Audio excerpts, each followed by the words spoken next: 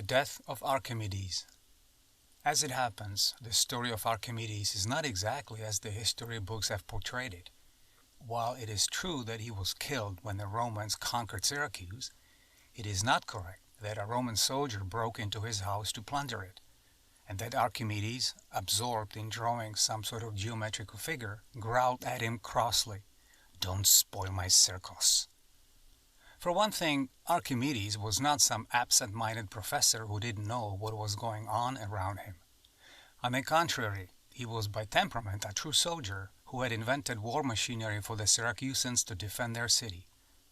For another thing, the Roman soldier was not some drunken looter, but the educated and ambitious staff captain Lucius, who knew to whom he had the honor of speaking, and who had not come to plunder, but rather gave a military salute at the doorstep and said, "Greetings, Archimedes."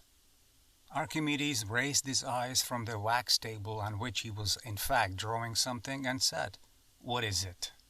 "Archimedes," said Lucius, "we know that without your war machinery Syracuse wouldn't have held out for a month. As it is, we've had a rough 2 years because of them. Don't think we soldiers don't appreciate that. They're superb machines. My congratulations." Archimedes waved his hand. "Please, they're nothing really. Ordinary hurling mechanisms. Mere toys, that's all. Scientifically, they have little value." "But militarily they do," said Lucius. "Listen, Archimedes, I've come to ask you to work with us." "With whom?" "With us, the Romans. Surely you know that Carthage is in decline. Why go on helping them? We'll teach them a lesson instead. You'd do better to be on our side, all of you." "Why?" grumbled Archimedes. "As fate would have it, we Syracusans are Greeks. Why should we side with you?" "Because you live in Sicily and we need Sicily." "And why do you need it?" "Because we intend to control the Mediterranean Sea." "Aha," Archimedes said, and he contemplated his tablet. "And why do you want to do that?" "Whoever is master of the Mediterranean," said Lucius, "is master of the world. That's clear enough." "And must you be masters of the world?" "Yes, the mission of Rome is to be master of the world. I'm telling you that it will be." "Possibly," Archimedes said, and he rubbed out a line on his tablet. "But I wouldn't advise it, Lucius. Listen, to be master of the world, someday defending your position's going to be one big headache. It wouldn't be worth the effort given all you'd have to do." "No matter.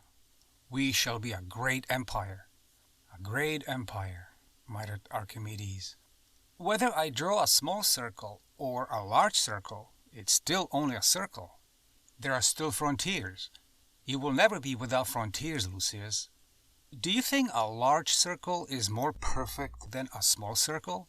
Do you think you're a greater geometrician if you draw a larger circle?" "You Greeks are forever playing with arguments," Captain Lucius objected. "We have another way of proving that we're right." "How?" "Action. For instance, we have conquered your Syracuse. Ergo, Syracuse belongs to us. Is that a clear proof?" "It is," Archimedes said, and he scratched his head with his stylus. "Yes, you have conquered Syracuse, except that it is not and never will be the same Syracuse it was before. It was a great and celebrated city, my good fellow. Now it will never be great again. Poor Syracuse. But Rome will be great. Rome must be the strongest of all the lands in the world." "Why?" "To maintain her position. The stronger we are, the more enemies we have. That's why we must be the strongest force." "As to force," muttered Archimedes, "I'm a physicist of sorts, Lucius, and I'll tell you something. Force limits itself. What does that mean?" "It's a sort of law, Lucius. When force is exerted, it limits itself by that action. The greater your force, the more of your strength you will use up. And the time will come—" "What are you trying to say?" "Nothing, really. I'm not a prophet, Lucius, only a physicist. Force limits itself. More than that, I do not know. Listen, Archimedes. You can't imagine the tremendous opportunities that working with us would open up for you in Rome. You could build the mightiest war engines in the world." "You'll have to forgive me, Lucius. I'm an old man, and I still have 1 or 2 ideas I'd like to work on. As you can see, I'm trying to design something right now. Archimedes, aren't you enticed by the idea of conquering the world with us and ruling it? Why are you silent? Sorry, Archimedes muttered, bent over his tablet. What did you say? That a man like you could conquer the world. The world, Archimedes said, engrossed in his drawing. Please, don't take offense, but I'm doing something more important here. Something more lasting, you see? Something that will truly endure. What is it? Careful, don't smear my circles. It's a method for calculating the area of a sector of a circle. Later it was reported that the learned Archimedes had met his death through an accident.